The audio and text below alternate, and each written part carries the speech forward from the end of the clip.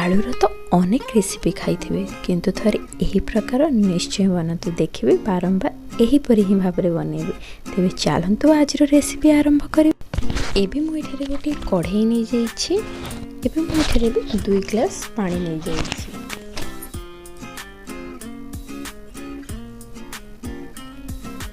एठारे मुझे आलू को टिके लंबा लंबा आ मोटा मोटा भाव में काटि नहीं। आप आलू को टिके लंबा और मोटा मोटा भाव में काटि नियंतु। जेहेतु आम या सिझेबा तेणु आम एठारे मोटा आलूर व्यवहार ही करवा। एबे मुझे किछि लुण पकईदेवी एवं किछि हळदी गुंड। यह को आम 10 ରୁ 15 मिनट सिझापी आलू को छाड़ी नवा। मु भल भाव में मिसई देछि।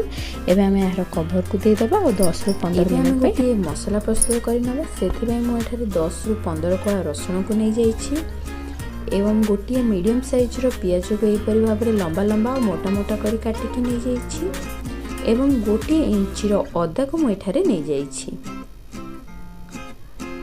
आउ किछि जीरा एवं गोटे मीडियम साइज रो टमाटो को मोटा मोटा करी काटी नहीं सारी।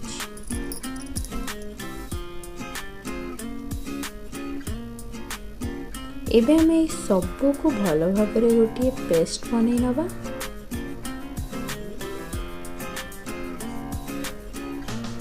एठारे मु गोटे पैन नहीं जाइछि। पैन को भल भाव में गरम कर नहीं। मु एठारे सोरिष तेल को नहीं। आपण चाहिले रिफाइंड ऑयल रो मध्य व्यवहार करि परिबे। एवं मु एठारे फुटण पई किछि सोरिष को नहीं जाइछि एवं किछि भृषंग पत्र एवं गोटे मीडियम साइज रो पियाज को एपरि भाव में पतला पतला और लंबा लंबा करी काटिकी नहीं सारी। एबे मु एठारे 3 ରୁ 4टी कंचा लंका को नहीं जाइछि। जेहेतु आमे परे लंका गुंडर व्यवहार करबा सेति मु एठे कम लंका मरचर व्यवहार करिछि।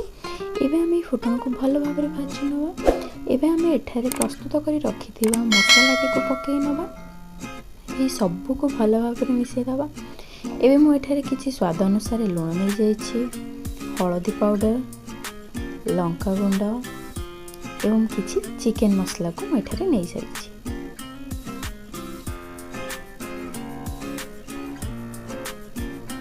एबे हम सब को भल भाव में मिसई दबा एवं एही परि भाव में यह को किछि समय पर छाड़ देबा जहा द्वारा मसलाटी भल भाव में कसी हो जिवो। एबे मु यार कवर दे देछि 2 ରୁ 3 मिनट पर। 2 ରୁ 3 मिनट हे साछि। देखि परथु हम मसलाटी भल भाव में कसी हो जाइछि।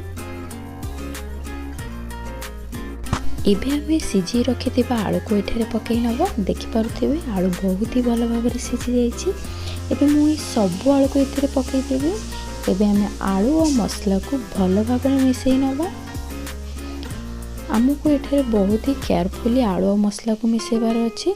जेहेतु आलू सिझी जाइछि आमे केयरफुली जदि आलू को मसला को भल भाव में न मिसाए तेबे एठारे आलू भांगी जिबार संभावना रहता है। तेबे आपन को केयरफुली आलू और मसला को मिसेबार अच्छी। देखि पारथुबे आलू और मसला को भल भाव में मिसई देछि। एबे मु यार कवर दे देबी 2 ରୁ 3 मिनट पई। 2 ରୁ 3 मिनट हे साछि। देखि पारथुबे आलू एवं मसला भाजी हो साछि। आमको यही परि भाव में ए आलू को और मसला को किछि किछि समय रे एपट सेपट टिके करनबार अछि जहा द्वारा आलूर सबु साइड रो मसला लगी भल भाव में भाजी हो जिवो। देखि परथुबे हमर भजा कलर किते सुंदर लागुछि। एही परि भाव में आपन को 3 ରୁ 4 थर कि आपन जिते पारिबे आलू और मसला को एपट सेपट करी भल भाव में भाजी नेबे जहा द्वारा ये भजार टेस्ट आहुरी बढ़ी जाई थाए। ऑलमोस्ट आम भजा एठे रेडी हो सारी। देखि पारुथिबे जेति की सुंदर लगुछि खाइबा पे बहुत ही टेस्टी लगी थाए।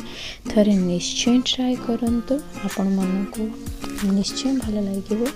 आ हाँ आपण को जदि मोर ये वीडियो हेल्पफुल लगी थाए तेबे प्लीज मो वीडियो को लाइक करंतु, शेयर करंतु एवं आपण फ्रेंड एंड फैमिली को सहित शेयर करंतु। तो आज एतिकी। नमस्कार, जय जगन्नाथ।